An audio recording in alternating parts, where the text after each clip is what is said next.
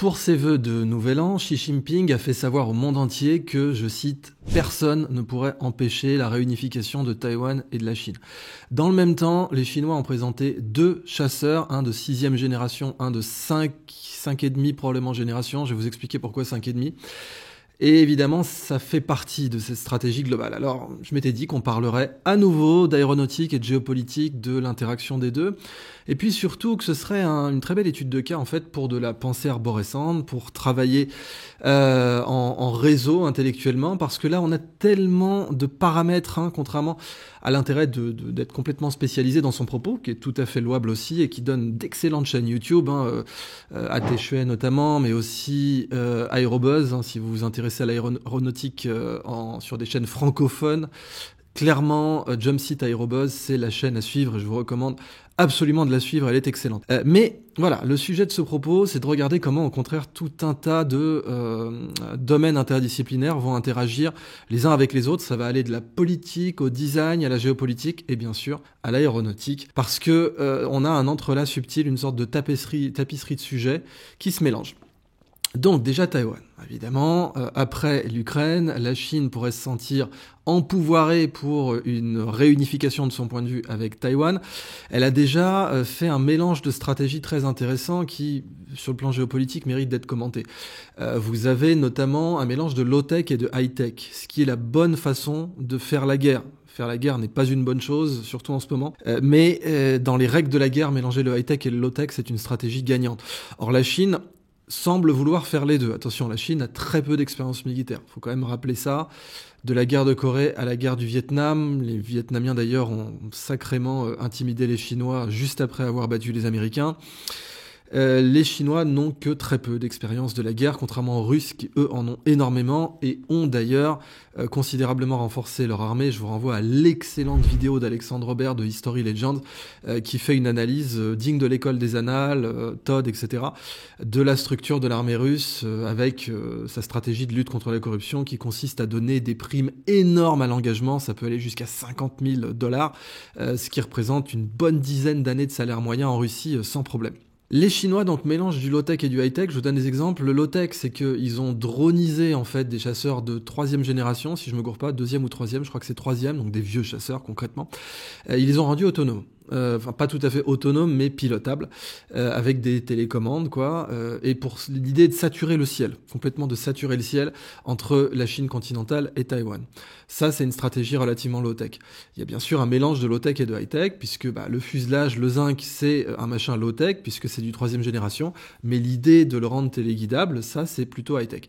Et par-dessus donc vous avez ces 2 avions qui ont été annoncés par la Chine juste avant que Xi Jinping dise oui, la réunification avec Taïwan, réunification, j'insiste, étant encore le terme officiel chinois, ce n'est bien sûr pas le terme officiel de la République de Chine, à savoir Taïwan, mais comme vous le savez, Taïwan n'est que peu reconnu comme un État, très peu de pays la reconnaissent comme un État, les États-Unis par exemple ne la reconnaissent pas comme un État, la France non plus. Donc les 2 avions, alors le premier dont on va parler, c'est le Chengdu J-36. Alors il a été dévoilé pour l'anniversaire de Mao Tse-tung, le 26 décembre, ce qui fait d'ailleurs de Mao une sorte de Jésus marxiste en un sens. Eh bien ce J-36, donc c'est une configuration sans queue avec une aile en diamant. Alors, diamant, ça veut pas dire que c'est un diamant, ça veut dire forme en losange. C'est le fameux rhomboïde désespéré. Vous ne trouverez pas trop ce mot en français. En anglais, c'est hopeless rhomboid. Pourquoi hopeless ? Parce que l'aéronautique, c'est le monde de la contradiction. C'est le monde où il faut trouver des compromis en permanence. Vous le savez bien dans l'aéronautique civile, le grand compromis de l'aéronautique civile, c'est habitabilité aérodynamique. Ce qui est aérodynamique, en général, c'est pas habitable. Essayez de faire voler une caravane pour voir. C'est pour ça que quand Mercedes faisait de la bio-inspiration, il s'était inspiré du poisson-coffre pour la fameuse box-fish car, qui était moche, mais qui avait un très bon ratio habitabilité-aérodynamisme, comme d'ailleurs le poisson-coffre lui-même. C'était inspiré de ces lignes, parce que le poisson-coffre, il a un bon ratio hydrodynamisme, en l'occurrence, et habitabilité, volume. Mais pas... Oui, habitabilité, c'est plus compliqué que volume, vous l'aurez compris. C'est en gros cuboïdisme, parce que, évidemment, l'unité d'habitation idéale, c'est le cube. Et quand on est un idiot en architecture, on décide que ça fera une théorie complète. Et ça, c'est Le Corbusier, mais je ferme cette parenthèse. Donc, le Chengdu J-36, il n'a pas de queue. Ça, c'est très important, pas d'empennage. Ce qui, a priori, va complètement réduire sa manœuvrabilité, mais On s'en fout quand on est les programmes aéronautiques chinois, et on va voir pourquoi. Le Hopeless Rhomboid, il a des avantages, bien évidemment, des inconvénients, donc, notamment sur la manœuvrabilité, donc c'est pas fait pour le dogfight. Rhomboid, donc c'est un cerf-volant concrètement, c'est un losange, quoi. C'est pas fait pour le dogfight. Donc, un avion qui a cette forme, a priori, n'est pas fait pour le dogfight. Le J-36 de chez Chengdu, donc c'est comme avec les Russes, hein, vous avez Sukhoi et MiG, concrètement, qui sont plutôt en compétition, puis maintenant ont été intégrés, puisque l'un des deux a fait faillite. Mais pour les Chinois, c'est vraiment une coopétition. Voilà, il y a une saine émulation, mais ils ont des secteurs de plus en plus complémentaires, et typiquement, le Chengdu J-36, il a la philosophie d'un intercepteur, dans le sens du MiG-41 dont j'ai parlé sur la chaîne, qui est la succession du MiG-31, donc du Foxhound, et puis le Foxbat avant Foxhound, Foxbat. Ça, c'est très important parce que ce concept d'intercepteur, il est russe. Ces pays qui ont des très grands territoires. Les Américains n'utilisent pas ce concept d'intercepteur. Pourtant, ça pourrait être justifié parce que la NORAD, c'est aussi le territoire canadien. Donc Canada plus États-Unis, c'est un territoire immense, bien plus grand que la Russie d'ailleurs. Mais les Américains n'utilisent pas ce concept-là. Les Russes, alors pourquoi ils avaient fait le MiG-31 au départ ? Bon, d'abord parce que la génération précédente avait été amenée par un pilote qui avait fait défection. Donc les Américains avaient beaucoup d'éléments dessus. Et puis, le MiG-31, il avait un autre aspect très intéressant, c'est que c'était une sorte d'AWACS cross tueur d'AWACS. Donc, avion radar, l'AWACS. Le MiG-31 devait jouer le rôle d'un AWACS, avec un excellent radar, le meilleur au monde à l'époque. En réseau déjà à l'époque aussi, c'était déjà le principe de la guerre en réseau avec le partage des données, ce qui d'ailleurs est une philosophie intéressante parce que c'est de la redondance par rapport à l'AWACS, où l'idée c'est que si on vous le shoot, vous perdez d'un coup tous les yeux. Évidemment, vous allez en faire voler plusieurs et puis vous avez quand même une guerre en réseau, mais si on vous shoot un AWACS, vous perdez d'un coup une grande partie de vos capacités radar. Alors qu'avec le MiG-31, pas du tout. Si vous en avez plusieurs, et c'est le but des intercepteurs, ils sont redondants, vous avez plusieurs AWACS en vol, mais ils sont en même temps beaucoup plus rapides que des AWACS, bien sûr. Ça, c'était la philosophie des Russes. D'où ça venait ? Ça venait de l'opération Mole Cricket israélienne, qui redevient très importante aujourd'hui parce que Netanyahou a annexé, et c'est ce qui lui a permis d'ailleurs de gagner des points de vie politiques pendant encore quelques mois. Il y a encore des manifs monstres en Israël, les médias n'en parlent pas, mais il y a des manifs majeurs en Israël contre Netanyahou, toujours pour les mêmes raisons. On l'accuse de ne pas vouloir libérer les otages, d'exploiter politiquement la situation à Gaza, etc. Ce qui est tout à fait vrai au passage. Mais Netanyahou a gagné des points de vie politiques en annexant le mont Hermon, et le mont Hermon, c'était l'ombre radar typique qui, pendant la guerre des 6 jours, avait permis à la Syrie de frapper Israël, et l'opération Mole Cricket israélienne par la suite, donc ça c'est pas pendant la guerre des 6 jours, c'est après, c'était une opération de SEAD, donc Suppression of Enemy Air Defense, les Wild Weasel, où en gros vous envoyez des missiles anti-radar. Et ils avaient déjà, les Israéliens bien sûr, utilisé beaucoup d'AWACS. Donc les Russes avaient pris des notes et s'étaient dit, il va falloir pouvoir shooter des AWACS. Ça avait donné notamment une des contraintes du programme MiG-31. Et là les Chinois, avec donc le MiG-41 pour les Russes, qui est la succession du MiG-31, donc je vous ai dit, capable très certainement d'abattre des satellites avec soit des missiles, soit des armes à énergie dirigée, donc des lasers, soit les deux.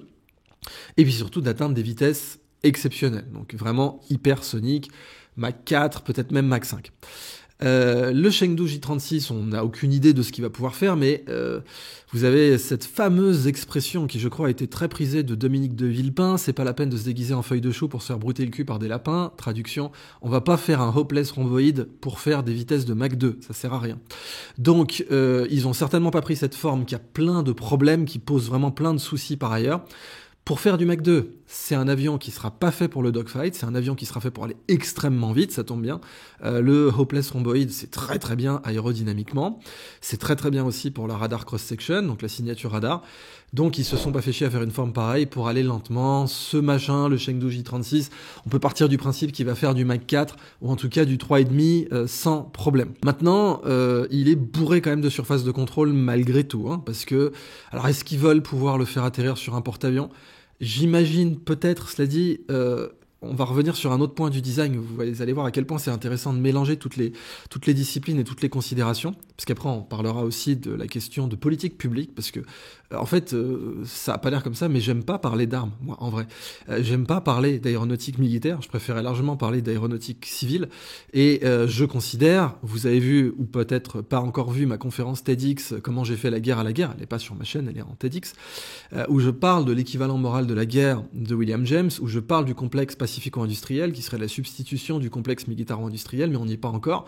Pour l'instant, la guerre capte les meilleurs esprits. Je veux dire, Einstein faisait des armes, Tesla faisait des armes, Nobel faisait des armes, Archimède faisait des armes, Léonard de Vinci faisait des armes, Nobel, bien sûr, faisait des armes, puisque je rappelle que Nobel, c'est à la base un brevet de stabilisation de la nitroglycérine par du Kieselguhr, de la terre de diatomée, qui est très fractalisé, enfin qui est un peu comme une éponge, mais avec des petits orifices, ce qui fait qu'on peut taper un bâton de dynamite, il n'explosera pas, alors que c'était littéralement de la nitroglycérine dedans. Nobel d'ailleurs, vous connaissez l'histoire, avait vu une nécrologie de sa personne, son frère était mort, et les journalistes avaient confondu, et avaient fait une nécrologie en le présentant comme un marchand de mort, comme il voulait pas qu'on se souvienne de lui comme ça, il a fait le prix Nobel. Ce principe de la guerre comme parasite, qui capte les meilleurs esprits, il est encore là aujourd'hui, on va le voir en termes de budget.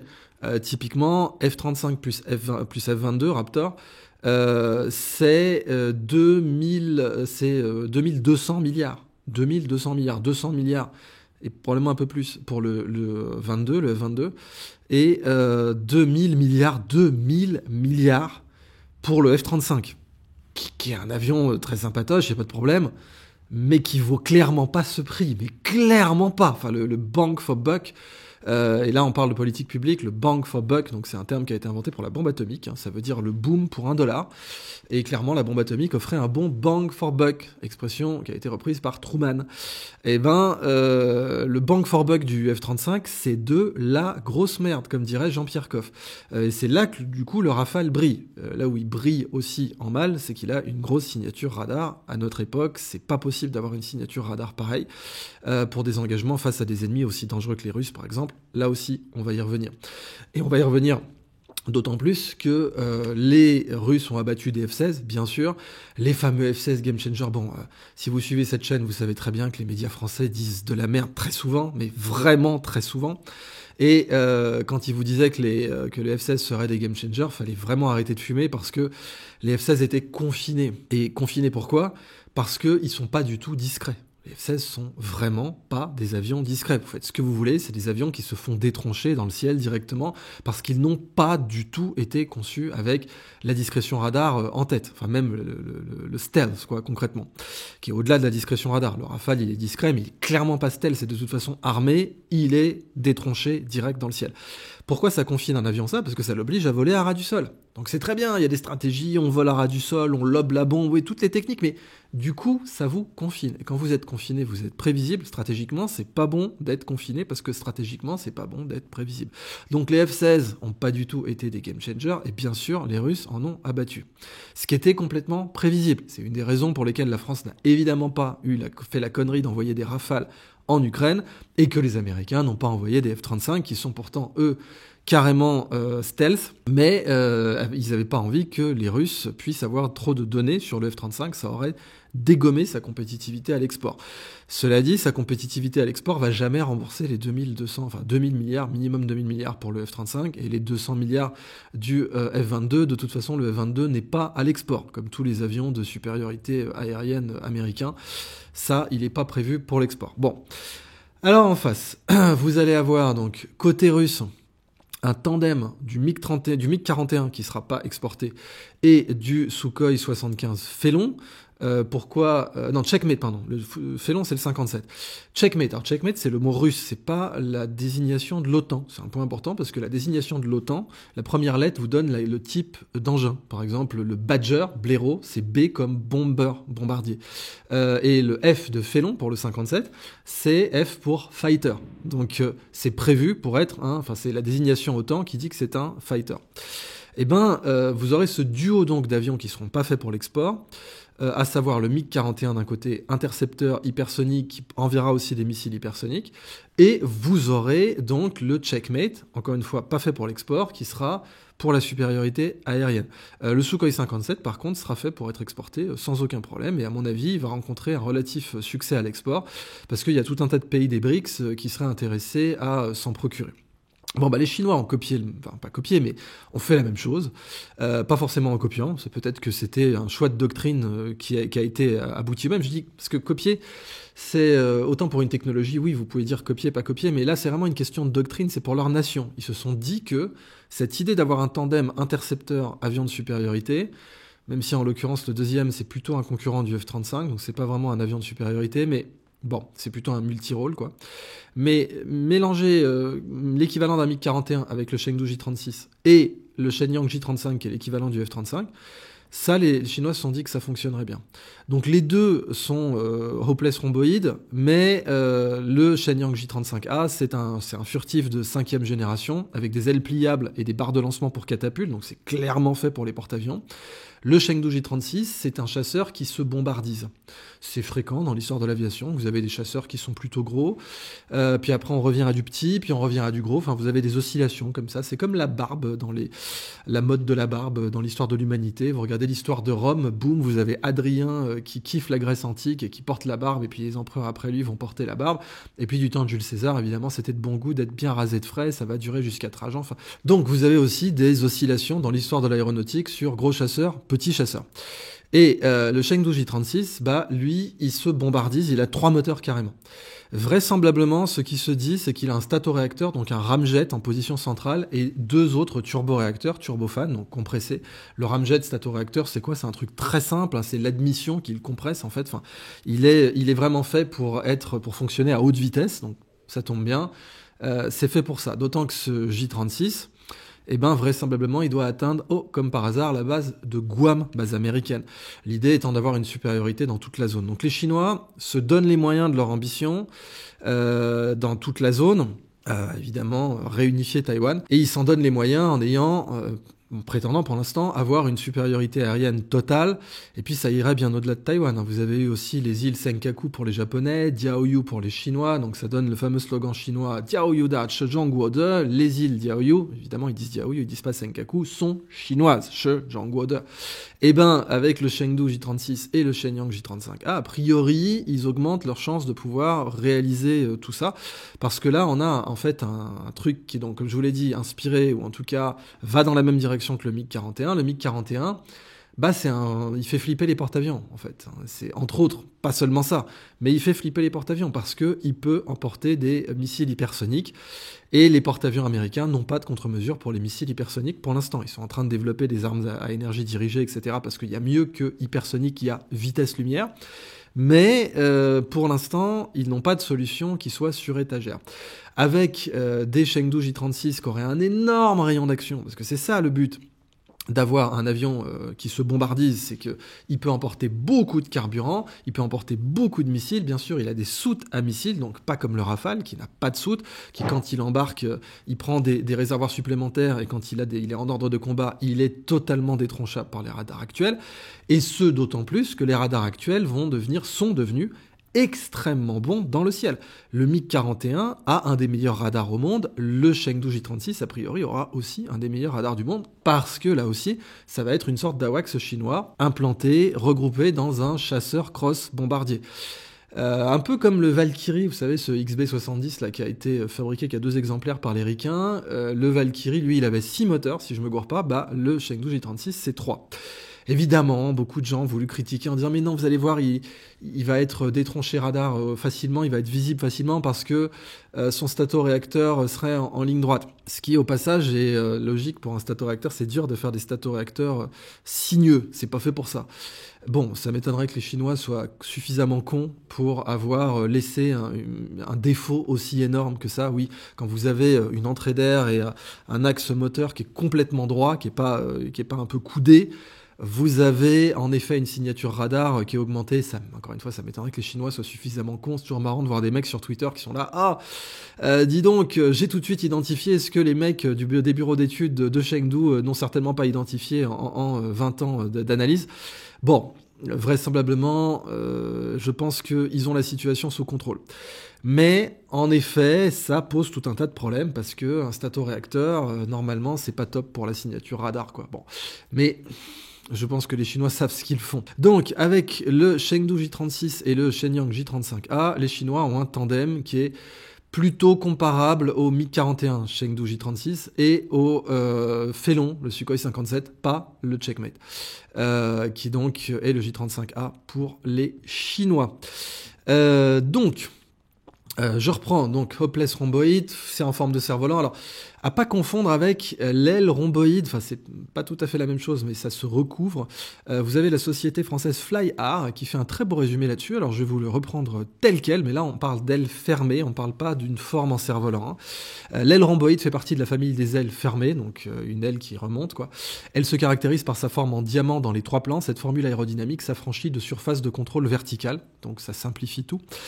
Ses avantages par rapport à une aile cantilever classique à performance similaire sont une envergure réduite d'environ la moitié, diminution de la traînée, masse structurale diminuée d'un tiers, grande plage de vitesse, rapport portance-traînée élevé et relativement constant, très grande manœuvrabilité. Donc ça c'est pour les drones, c'est super, et c'est ce que propose la société FlyArt. Ça nous fait un enchaînement vers l'aviation civile. Alors la manœuvrabilité en aviation civile, a priori on s'en fout un peu. Pas complètement, mais on s'en fout un peu, parce que par définition, Boeing, c'est pas super manœuvrable. Mais en fait, le problème de l'aviation civile, c'est que, bon, c'est très régulé, bien sûr, a priori c'est bien, parce que bon, on a envie que l'aviation civile soit très régulée, mais ce qu'on voit, c'est que, malgré ces régulations, les fabricants peuvent faire de la grosse merde. Typiquement Boeing, attention, là on va quand même dire les choses, Boeing qui a vraisemblablement commandité l'assassinat de lanceurs d'alerte. C'est aussi simple que ça. Vous avez des lanceurs d'alerte qui ont balancé des infos très graves démontrant que Boeing trichait sur le contrôle qualité, avec des conséquences qu'on a vues, des crashs dans tous les sens, des portes qui s'enlevaient, etc. Et ces lanceurs d'alerte sont morts. Bon, c'est ballot, bon, certains assassinés même. Bon, c'est comme ça, je pense qu'évidemment, en toute logique, Boeing n'a pas pu oser faire ça, puis c'est pas le genre de la maison, vous imaginez bien. Mais l'aviation civile, malgré donc toutes ces régulations, elle fait quand même parfois de la merde. Et en fait, ça la rend très conservatrice, mais pas forcément favorablement pour les passagers. Parce qu'en fait, il y a tout un tas de solutions qui pourraient améliorer les rendements de l'aviation civile. Les ailes volantes, bien sûr. Avoir un avion qui serait une seule aile. Là aussi, c'est cool de faire du hopeless rhomboid parce que c'est pas super manœuvrable.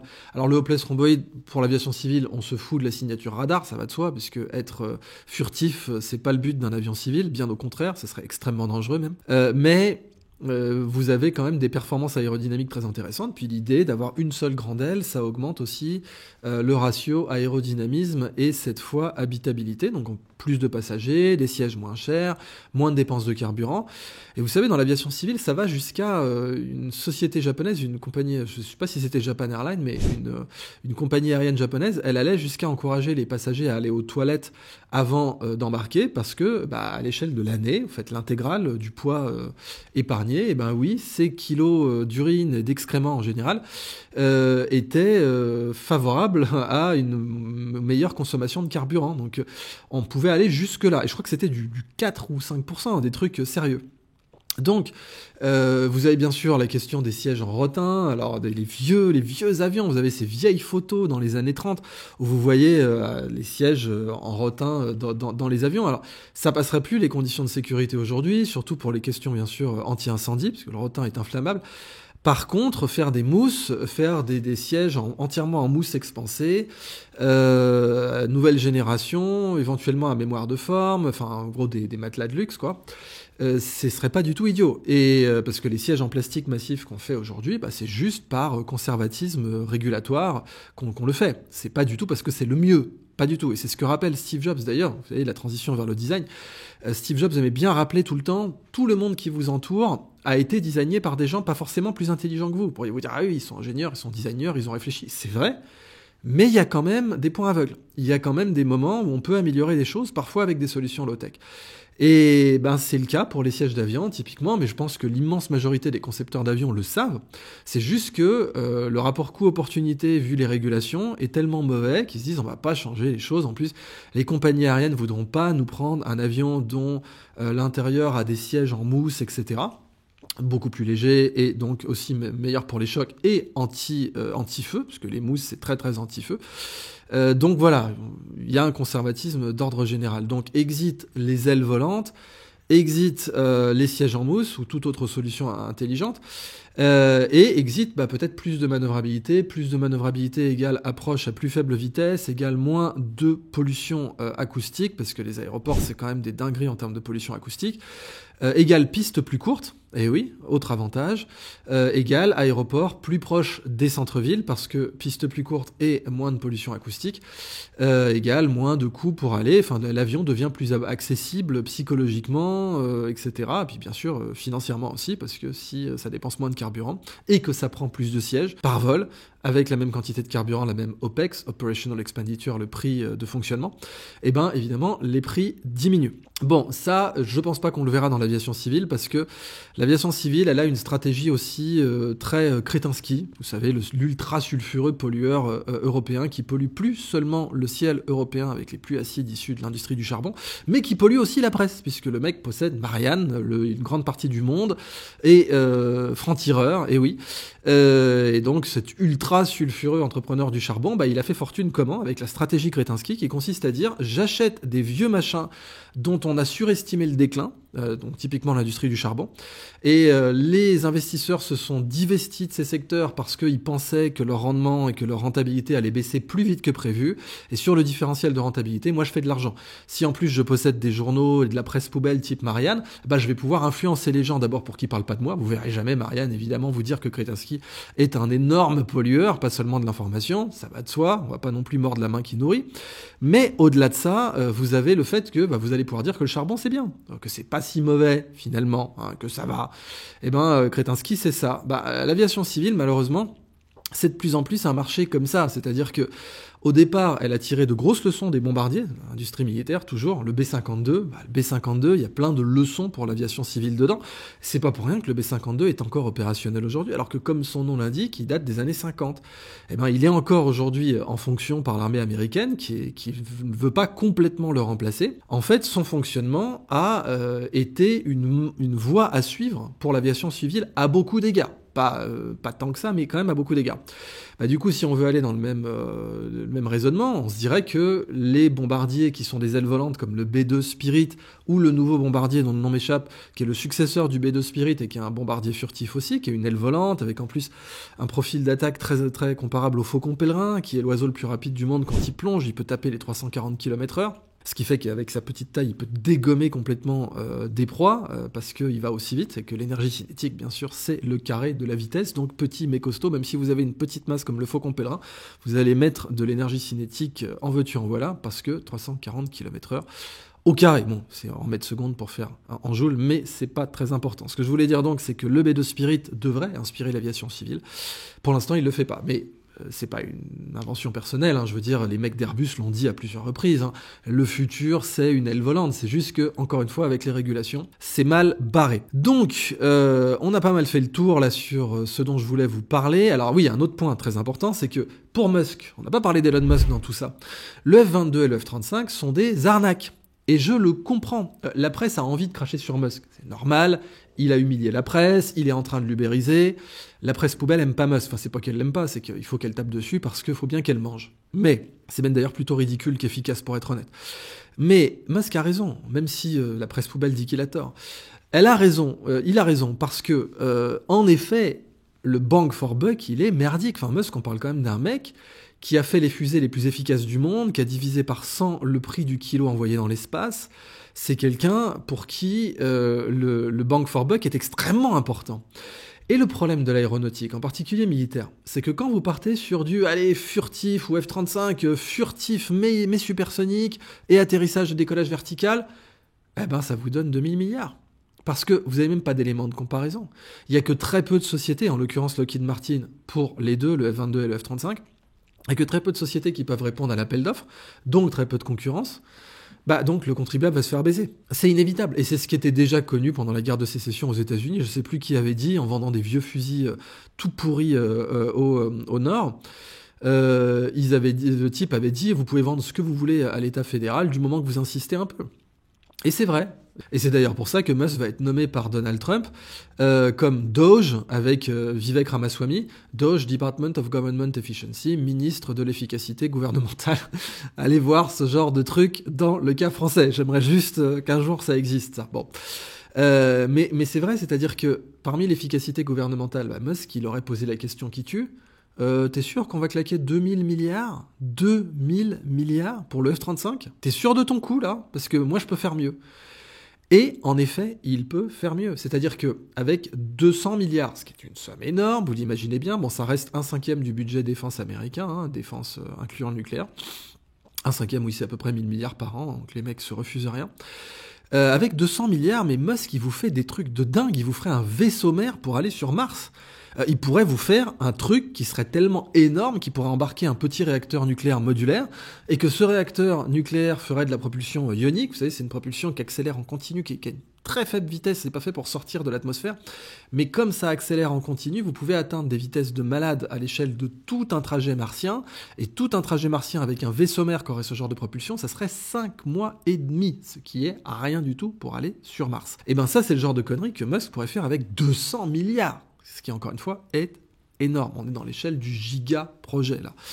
Mais 200 milliards, c'est le chiffre après la virgule, si on compte en trillions, pour les programmes F-22 et F-35. Donc oui, Musk, il dit que ces trucs-là n'ont pas de sens. D'autant que, pour citer Steve Jobs à nouveau, il faut surfer là où la vague va être. Pas où la vague est, évidemment. C'est le principe d'une trajectoire d'interception, d'une courbe d'interception, c'est-à-dire en français. Ce qui est le cas quand vous êtes un défenseur. Au football, il faut courir là où l'attaquant va être, et là où le ballon va être, pas là où il est. Parce que sinon, votre courbe d'interception, elle est foireuse. Et tout le monde sait ça, je veux dire, de base. Mais si vous essayez de traduire ça dans le monde des dépenses publiques, est-ce que c'est intelligent, en effet, de claquer autant d'argent alors que maintenant on a les drones ? Alors certes, les drones, pour l'instant, et c'est bien pour ça que la Chine fait un mélange des deux, les drones sont intéressants en soutien. Entre autres, il y a plein de scénarios où ils sont intéressants. Vous avez vu que la guerre en Ukraine a montré qu'ils étaient absolument incontournables. Les Russes sont même en train de faire des drones anti-drones, des drones rétières avec des filets. J'en parle dans ma conférence intelligence artificielle exécutive. Ils ont fait aussi des drones avec un lance-grenade, donc qui sont plus seulement kamikazes, qui peuvent tirer plusieurs fois. Et d'une façon générale, ça a bien démontré que le champ de bataille aujourd'hui était massivement dronisé. Mais au-delà de ça, vous avez maintenant les drones qui vont accompagner les avions. Le programme Rafale a déjà ça, c'est tout à fait intelligent. Ça permet aux drones d'être furtifs pour le coup, d'aller devant, de partager les informations radar, etc. Puis vous revenez sur le principe de l'escarmouche, du voltigeur. Par exemple, Jean Lannes, l'immense maréchal de Napoléon, qui était le seul à le tutoyer d'ailleurs, Jean Lannes à Friedland, il utilisait des écrans de voltigeurs pour cacher ses faiblesses, pour attirer les Russes, pour que les Russes traversent la rivière, et après ils se sont fait dégommer à Friedland. D'ailleurs, on peut faire plein de parallèles. La stratégie napoléonienne, elle était déjà avec une guerre en réseau. Napoléon, il était toujours basé sur le principe de la position centrale, c'est-à-dire qu'il était toujours au centre de tous ses ennemis, ce qui est extrêmement dangereux si vous êtes lent, parce que vous allez vous faire encercler, mais si vous êtes le plus rapide, ce qui était son cas, c'est très intelligent, ça vous permet d'envoyer un corps d'armée, et les corps d'armée étaient autonomes du temps de Napoléon, c'était ça toute la beauté du truc. Ça avait été conçu à la Révolution, un peu avant d'ailleurs, mais la Révolution avait adopté ce système parce qu'il marchait très bien, Napoléon l'a perfectionné. C'est comme avec l'idée de la guerre en essaim et de la guerre en réseau. Vous avez plein de MiG-41 plus des drones autour qui partagent les infos. À la bataille de Friedland, qu'est-ce qui s'est passé ? Vous avez Lannes qui tombe sur les Russes de Bennigsen. Il envoie immédiatement l'information qui, à l'époque, circulait pas par radio, mais par cheval, comme dirait Michel Denisot. Et il dit précisément, même si tu tues ton cheval sous toi et que tu l'enfonces dans le sol tellement il va galoper vite, va prévenir l'empereur que je suis en face de toute l'armée russe, ce qui fut fait. Lannes a tenu le coup, il a utilisé ses voltigeurs pour cacher donc la faiblesse de ses troupes, et le temps qu'ils tiennent, Napoléon arrive et va complètement dégommer les Russes qui se sont retrouvés par le piège de Lannes à se retrouver donc à se battre dos à une rivière. Dans le cas donc des chasseurs actuels dronisés, vous aurez le même principe, un écran de drone. Et c'est ce que vraisemblablement les Chinois veulent faire avec ces, je sais plus quel MiG de 3e génération qu'ils ont dronisé. Mais c'est ce qui sera fait aussi avec des drones beaucoup plus sérieux. Dans ces conditions-là, ce qu'a dit Musk est tout à fait vrai. Si on doit surfer là où la vague va être, non, c'était pas du tout un bon bang for buck, c'était pas du tout 2000 milliards bien claqués. Vraiment pas. Et je suis complètement d'accord avec lui parce qu'à un moment donné, d'abord il y a le fait qu'un pilote ça coûte très cher. C'est très long à former, ça empêche aussi, le pilote est un des plus gros facteurs de restriction de la manœuvrabilité d'un avion, parce que, oui, vous n'allez pas vous prendre du 9G tout le temps, un pilote, il va pas survivre à du 9G tout le temps. Je crois même que c'est le record si je me gourre pas. Donc, il peut pas, un avion pourrait aujourd'hui, avec les matériaux qu'on a, parce qu'évidemment, vous savez que c'est... si vous faites un virage, vous prenez le nombre de G, c'est 1 sur cosinus de l'angle, donc si ça part, vous avez une division par 0 si vous faites un virage sec, ce que vous ne pouvez évidemment pas faire avec un avion, parce que concrètement c'est comme si vous étiez écrasé contre un mur, parce que la composante qui va dans cette direction de votre vitesse, elle passe à 0, donc ça tue le pilote, concrètement, c'est ça qu'il faut retenir. Et avec un truc sans pilote, alors certes, vous pouvez exploser le fuselage, c'était le problème du Zéro, le fameux Mitsubishi, pendant la Deuxième Guerre mondiale, il était cool, il manœuvrait de ouf, mais il y a quand même des trucs qu'il fallait pas lui faire, et d'une façon générale, ça fait partie de ce qu'on appelle l'enveloppe de vol d'un avion, et des never to exceed speed, tous ces trucs-là, il y a certaines vitesses, juste la vitesse, où vous allez exploser votre avion. Et il y a certaines enveloppes de manœuvrabilité où vous allez exploser votre avion. Mais aujourd'hui, le pilote est une des plus grosses contraintes sur l'enveloppe de manœuvrabilité.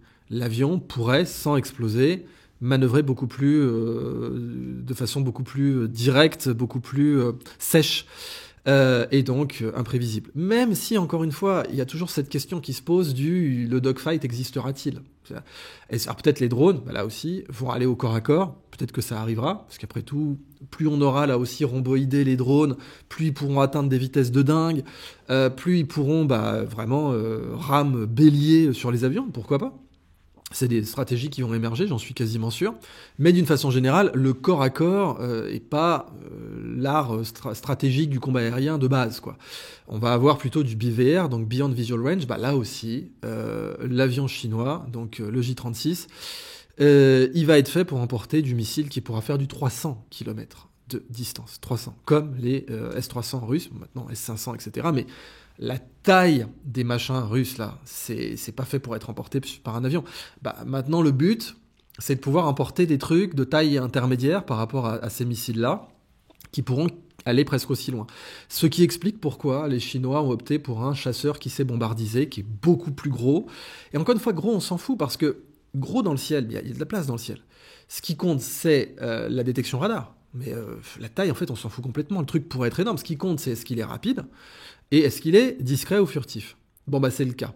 Donc il peut être aussi gros qu'on veut, en réalité. Alors bien sûr, le problème de la taille, c'est le porte-avions. C'est qu'après, oui, si le machin est trop gros, un porte-avions ne pourra pas l'utiliser, s'il en prend un ou deux, et ça lui fera peut-être, pour le même espace, il aurait pu prendre 2 fois plus de Shenyang. Oui, ok. Mais là, clairement, ce projet-là, il est fait pour partir du continent chinois, pour aller donc jusqu'à Guam, etc. Avec des missiles qui feraient des missiles RR, je ne parle même pas des missiles hypersoniques, qui seraient faits pour abattre des porte-avions. Je parle des missiles RR, avec des missiles RR qui feront du 300 km de portée.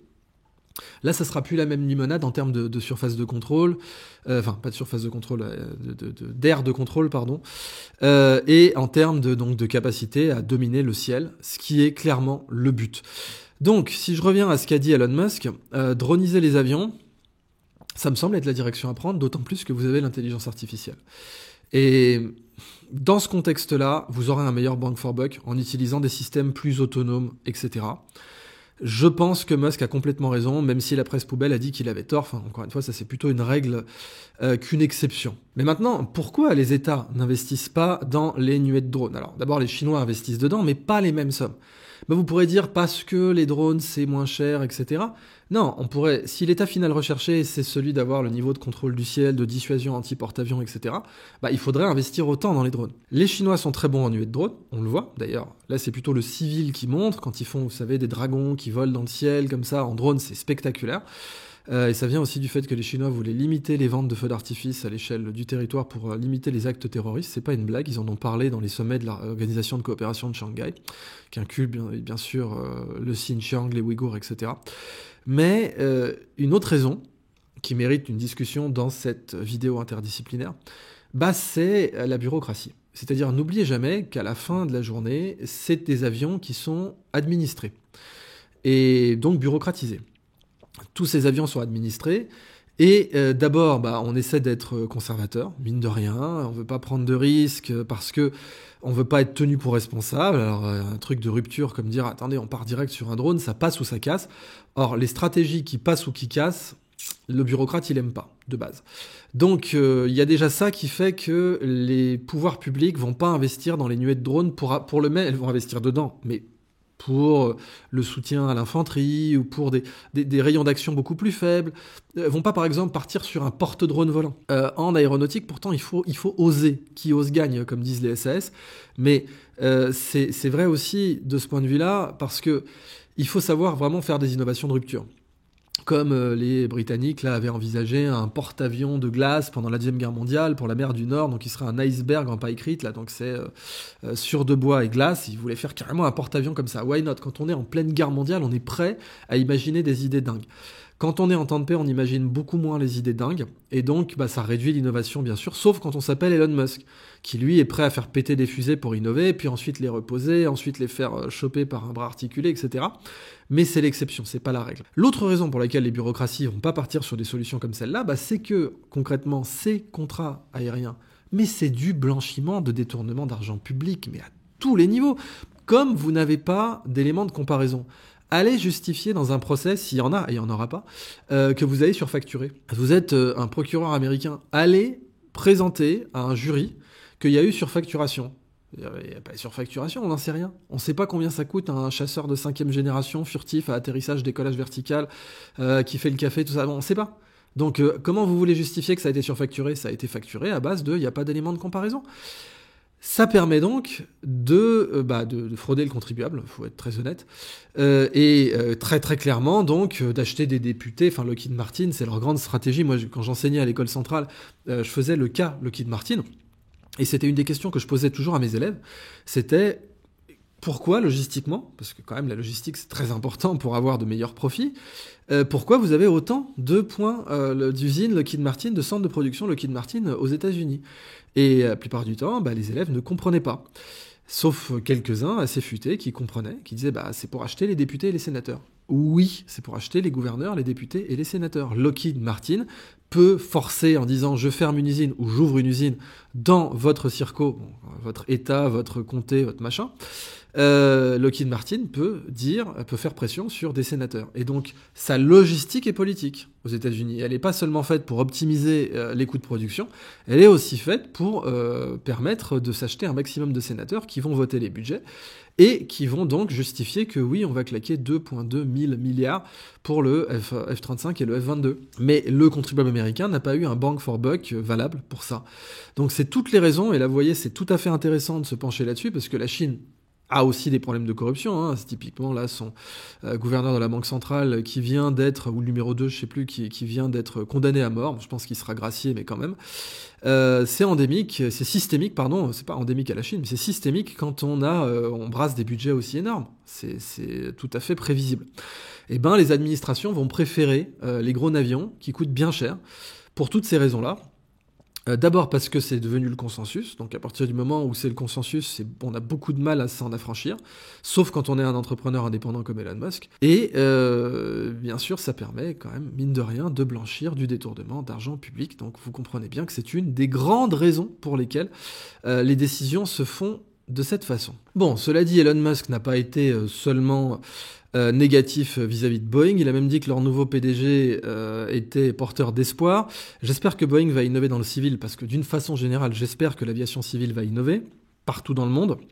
J'aimerais voir des ailes volantes de mon vivant pour les passagers, j'aimerais voir des biocarburants à base d'algues, j'aimerais voir des pistes d'aéroports beaucoup plus courtes, j'aimerais voir des aéroports plus proches des centres-villes, et des avions beaucoup, beaucoup moins bruyants, voire de l'aviation civile hypersonique, hypersonique, ça y est, j'anticipe. Supersonique, déjà, qu'on y revienne, parce que, mine de rien, on pourrait avoir des statoréacteurs dans l'aviation civile. Ça aura une sacrée gueule. Et si, justement, le J-36 a bien 2 turboréacteurs et un statoréacteur, mais pourquoi l'aviation civile ne pourrait pas partir dans cette direction à l'échelle des 20 prochaines années? Une sorte de B2 Spirit avec un mélange de stato et de turbofan. de turbojet, parce que ça permettrait donc d'avoir un décollage normal, facilité, puis ensuite d'atteindre de très très hautes vitesses, très haut dans le ciel aussi, et donc voilà, de réduire les temps de voyage, tout ça. Enfin, voyons, essayons d'avoir un peu l'esprit Jules Verne, quoi. Bon. Sur le plan géopolitique, en tout cas, comme de juste, les Japonais veulent s'aligner face aux Chinois. Donc eux, ils vont présenter un Mitsubishi de 6e génération.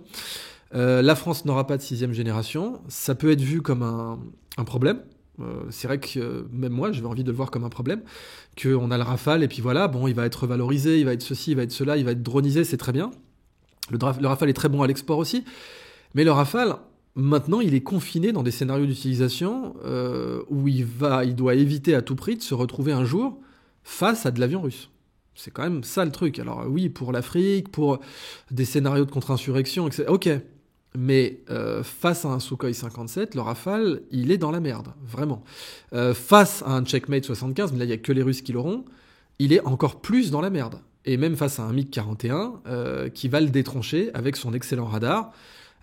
Certes, le Rafale ne verra pas le MiG-41, pas parce qu'il sera très furtif, il le sera, pas très, mais certainement furtif, mais tout simplement parce que le radar du Rafale n'aura pas la distance du radar du MiG-41. Pourquoi ? Parce que le MiG-41 est énorme, et donc a un énorme radar, et donc a un rayon de détection beaucoup plus grand.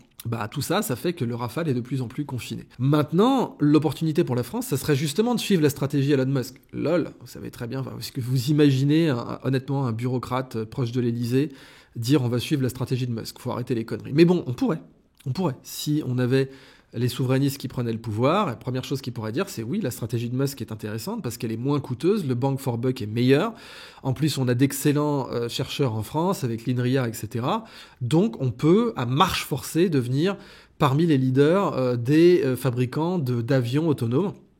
Et ça aurait une sacrée gueule. Je pense pas du tout que la France va partir dans cette direction, mais elle pourrait faire de la faiblesse du Rafale, faiblesse relative bien sûr, le Rafale reste un avion très intéressant, mais de la relative faiblesse du Rafale, une force. En disant, on va pas... Et c'est d'ailleurs ce que veulent faire donc les Chinois, même si les Chinois ont fait du 6e génération, etc. La stratégie générale chinoise, j'avais écrit un article dessus en 2010, la no-politique chinoise, la stratégie générale chinoise, c'est l'innovation. Ils sont passés du Made in China au Innovated in China. Les Américains le savent, ils le voient bien dans les semi-conducteurs, ils le voient bien dans certains domaines, la 5G notamment, où le Innovated in China a pris le dessus sur le Innovated in America. Et c'est un des constats qu'a fait notamment Donald Trump avec Elon Musk, qui pourtant vend beaucoup de Tesla en Chine, bien sûr.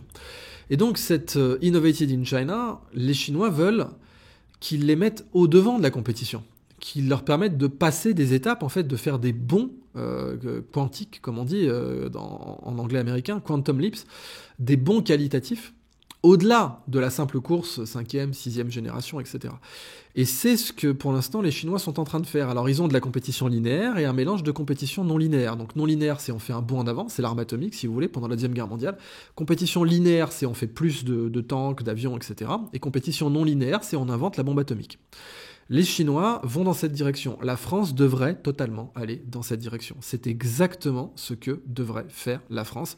De la compétition non linéaire, utiliser sa forte concentration de cerveau, utiliser son innovation et son esprit Jules Verne, ou ce qu'il en reste, pour s'émanciper d'une simple compétition qu'elle a déjà perdue, puisque à une époque où on sort du 6e génération, le Rafale est un 4,5. C'est-à-dire c'est un 4e génération, discret, revalorisé, mais c'est un 4,5. Ce n'est pas, il a été conçu au début des années 80, ce n'est pas un avion compétitif face à un bon 5e génération ou face à un bon 6e génération. Mais il faut que la France en fasse une force politique. Ils se disent, il faut qu'on fasse un bond pour non pas seulement rattraper ce retard, mais sauter au-dessus de ce retard. Encore une fois, je ne pense pas que c'est ce que la France fera.